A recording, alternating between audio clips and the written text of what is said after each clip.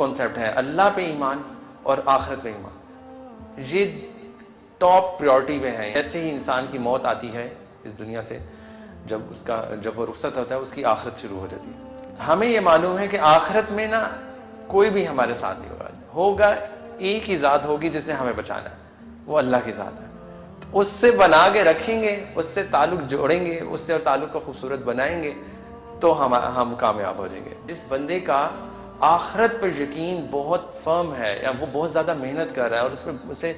اندازہ ہے کہ میرے آخرت میں میرے ساتھ کیا معاملہ ہونے والا ہے، تو اس کا اخلاق بہتر ہوگا۔ جو شخص آخرت پہ ایمان رکھتا ہے تو اس کو چاہیے کہ وہ اچھی بات کہے، سلام کہے، اخلاق سے بات کرے، ورنہ خاموش رہے۔ اعوذ باللہ من الشیطان الرجیم، من حمزہ ونفخہ ونفثہ، رب اشرح لی صدری ویسر لی امری واحلل عقدۃ من لسانی یفقہوا قولی۔ تمام تعریفیں اللہ تعالیٰ کے لیے اور بہت سارا لاکھوں درود اور سلام نبی کریم صلی اللہ علیہ وسلم پہ۔ آج کا جو ٹاپک ہے وہ اس لیے امپورٹنٹ ہے کہ ویسے بھی آج کل ہمارے بچوں کے سب کے ایگزامس چل رہے ہیں، تو میں نے کہا سمجھانا تھوڑا سا آسان ہو جائے گا۔ کیوں؟ اگر کوئی ایسا یونیورسٹی ہو، کوئی ایسا کالج ہو، کوئی ایسا اسکول ہو جہاں پہ صرف ایگزامز ہی ہوتے ہوں اور رزلٹ نہ ملتا ہو، کیا خیال ہے آپ کا؟ ایسے ایگزام کا کوئی فائدہ ہوگا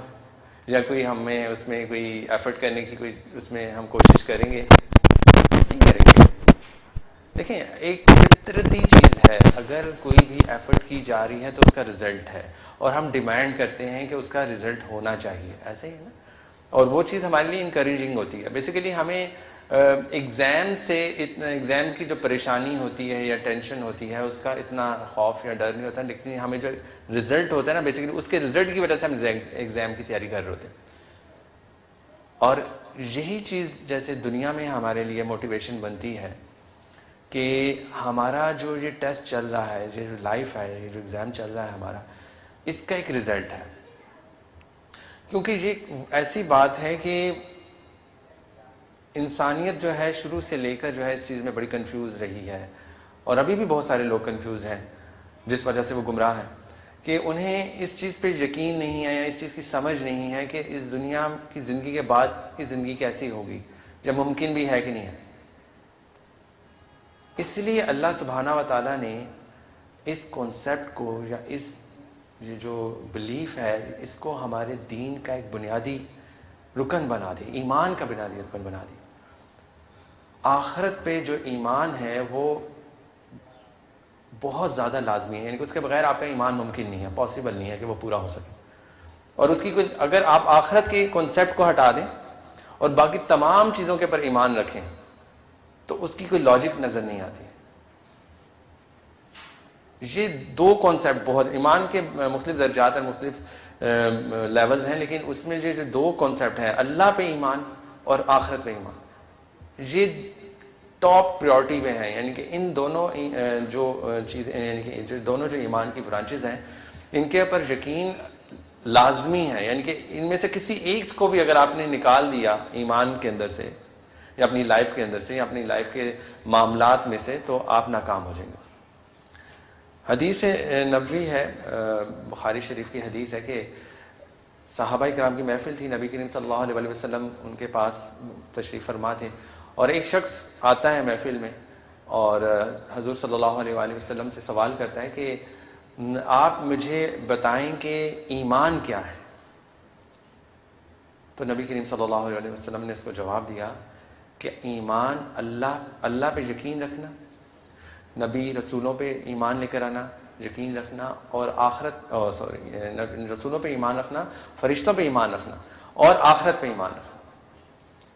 کہ آخرت کے بعد کی یعنی کہ جو آخرت بیسیکلی شروع کہاں سے ہو جاتی ہے؟ جیسے ہی انسان کی موت آتی ہے اس دنیا سے،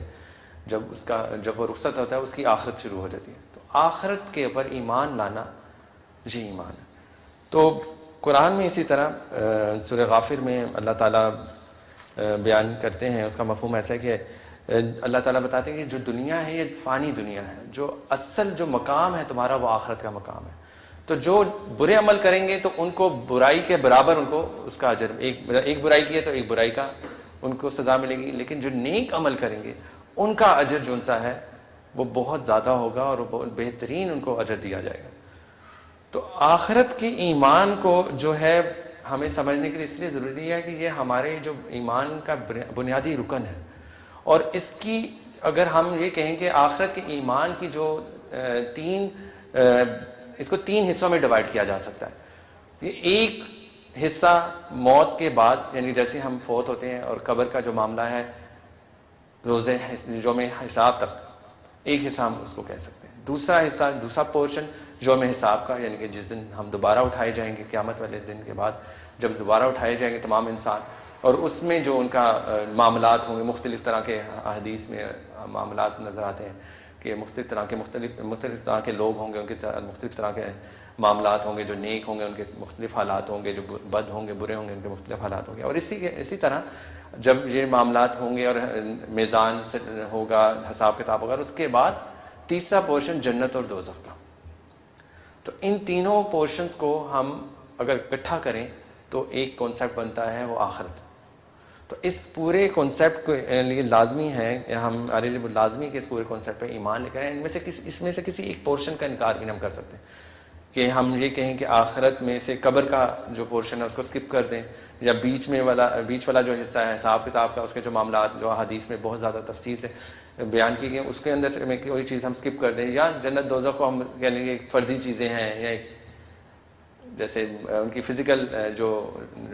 یعنی کہ ان کی جو فزیکل حیت ہے یا ان کی ایگزسٹنس ہے اس کو ایکسیپٹ نہ کریں کہ جی ایسے ہی کوئی اللہ تعالیٰ نے دنیا میں کوئی معاملہ بنایا ہوگا، ایسا نہیں۔ ان تینوں کانسیپٹس کو ہمیں قرآن اور حدیث کی لائٹ میں جو ان سے انڈرسٹینڈ کرنا پڑے گا، پھر ہم آخرت کے کانسیپٹ کو انڈرسٹینڈ کر سکیں گے اور اس پہ ہمارا فرم بلیف بن سکے گا۔ اور اس کا جو بیسیکلی آخرت کا یہ جو سارا کانسیپٹ ہے، اس کا مقصد کیا ہے؟ اس کا ایک بہت بڑا مقصد یہ ہے،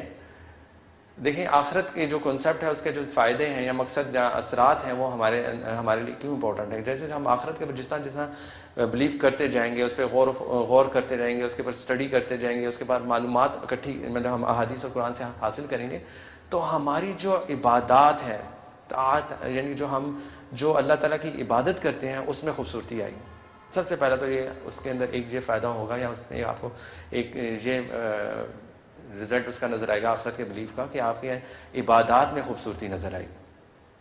اور اس کے بعد جو ہے کہ آپ کا اللہ تعالیٰ سے تعلق جڑے گا۔ دیکھیں ہمیں یہ معلوم ہے کہ آخرت میں نا کوئی بھی ہمارے ساتھ نہیں ہوگا، ایک ہی ذات ہوگی جس نے ہمیں بچانا ہے، وہ اللہ کی ذات ہے۔ اس سے بنا کے رکھیں گے، اس سے تعلق جوڑیں گے، اس سے تعلق کو خوبصورت بنائیں گے تو ہم کامیاب ہو جائیں گے۔ دنیا میں جیسے ہم نے مختلف تعلقات بنائے ہوتے ہیں مختلف کاموں کے لیے، آخرت میں ان میں سے کوئی بھی چیز چلنے والی نہیں ہے، صرف ایک اللہ کی ذات کا تعلق ہمارے کام آئے گا۔ ہم نے اگر تو اس دنیا میں اس کے ساتھ تعلق بنا لیا، اور اس کو بنانے کے لیے آخرت کا جو کانسیپٹ ہے بڑا امپورٹنٹ ہے۔ اگر ہمیں پتہ ہے کہ وہی اللہ تعالیٰ ہی ہمارے وہاں پہ مددگار ہیں اور اسی نے ہمیں بچانا ہے، تو پھر ہم اللہ تعالیٰ کے ساتھ کوشش کریں گے زیادہ سے زیادہ اچھا تعلق بنے، اس کی اطاعت کریں، اس کی نافرمانی نہ کریں، اس کو خوش کرنے کی کوشش کریں۔ تو ایک اور یہ ہے کہ اس میں جو سا ہے حدیث سے بھی ہمیں ملتا ہے کہ جو لوگ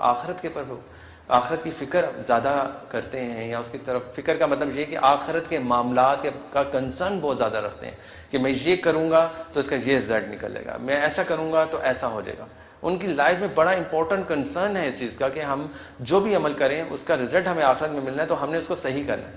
تو حضرت عائشہ رضی اللہ تعالیٰ عنہا کی حدیث ہے جس میں وہ بتاتی ہیں کہ اس کا مفہوم اس طرح سے کہ جو لوگ آخرت کی فکر کرتے ہیں نا اور اس کی طرف توجہ رکھتے ہیں، تو اللہ تعالیٰ جو ان سے نا ان کے لیے دنیا کو مسخر کر دیتا ہے، آسان کر دیتا ہے، ان کے جو بکھرے ہوئے کام ہیں وہ اللہ سبحانہ و تعالیٰ سمیٹ دیتا ہے۔ اور دوسرا فائدہ وہ حدیث میں بتاتی ہیں کہ ان کے دلوں کو سکون ملتا ہے، اطمینان ملتا ہے، جس سب سے امپورٹنٹ چیز ہے ہماری لائف کے اندر جو ہم چاہتے ہیں، ہمیں سے ہر بندہ چاہتا ہے۔ تو جب ہم آخرت کے فکر کرتے ہیں اور اپنا مقصد آخرت کو رکھتے ہیں اور اللہ تعالیٰ کی رضا رکھتے ہیں، تو ہمارے دلوں کو سکون ملتا ہے اور ہماری لائف میں اطمینان آتا ہے، دنیا کی لائف میں اسپیشلی۔ اور تیسرا، اللہ تعالیٰ اس کے لیے دنیا ایسے مسخر کر دیتا ہے جیسے جیسے اونٹ سے سواری جو ہے نا اس کی لگام ریڈی ہو اور اس کو اس کے آگے پیش کر دیا جائے. جسٹ لائک میں ایسے کہوں کہ اگر دنیا میں آپ نے کہیں پہ ٹریول کرنا ہے, کہیں بھی بہت مطلب گرمی ہے یا مشکلات ہیں, اور آپ کے لیے بہترین سواری اے سی آن زبردست لیٹسٹ ماڈل کی کار ہے, اور آپ کے لیے فل پروٹوکول ہے, آپ نے جہاں پہ بھی جانا ہے آپ کے لیے راستہ خالی ہو جائے اور آپ فوراً سے چلیں, یعنی کہ دنیا اس کے لیے ایسے آسان کر دی جاتی. تو ایکچولی یہ جو ہیں ہمیں آخرت کے جو یعنی آخرت کے بلیف کو اسٹرانگ کرنے کے یہ فائدے ہمیں دنیا میں ہی اللہ سبحانہ و تعالیٰ جو ہے ہمیں دکھا دیتے ہیں. اور اسی طرح عبداللہ بن مسعود رضی اللہ تعالیٰ کی روایت ہے کہ انہوں نے فرمایا کہ جو شخص دنیا کی آخرت کی فکر کرتا ہے تو اللہ تعالیٰ یا آخرت کے جو اس کی دنیا کے غم ہیں, جو فکریں ہیں نا, اس کو آسان کر دیں, ان کی ذمہ داری خود لے لیتا ہے. اور جو دنیا کو اپنی غم اور فکر بنا لیتا ہے نا, اللہ سبحانہ و تعالیٰ اس سے بری ہو جاتے ہیں. اللہ تعالیٰ کو اس سے کوئی فرق نہیں پڑتا کہ وہ جہاں مرضی اس فوت ہو, جہاں مرضی مرے, اللہ تعالیٰ کو اس سے کوئی غرض نہیں. تو یہ چیزیں ہمیں دنیا میں بھی اللہ تعالیٰ یہ جو اعمال ہیں یا جو چیزیں اللہ تعالیٰ ہمیں دنیا میں بھی اس کے اثرات نظر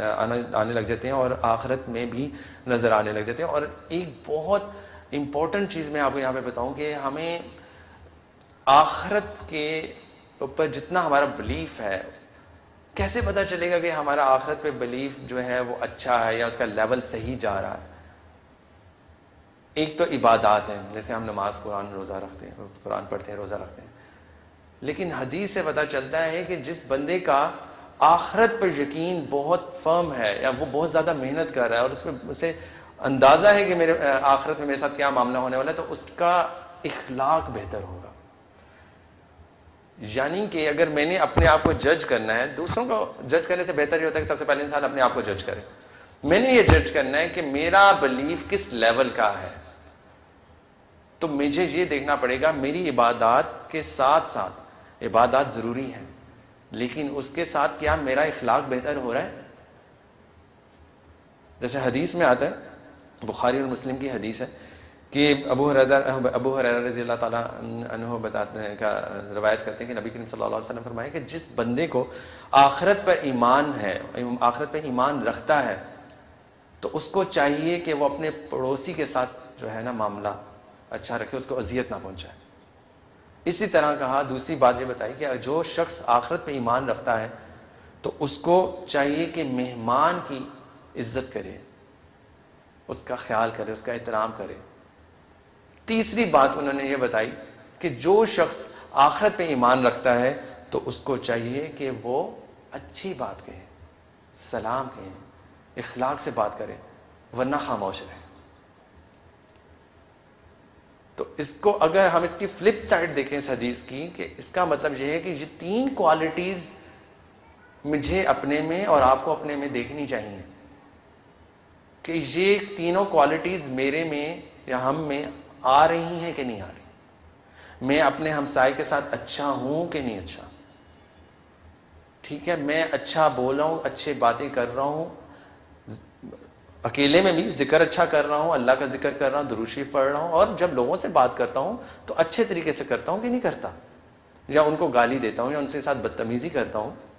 یا میرے میں بد اخلاقی تو نہیں ہے. اور یہ کہ میرے گھر جب مہمان کوئی آ جاتا ہے تو میں اس کو دیکھ کے خوش ہوتا ہوں یا رونے لگ جاتا ہوں. یہ بہت ضروری ہے.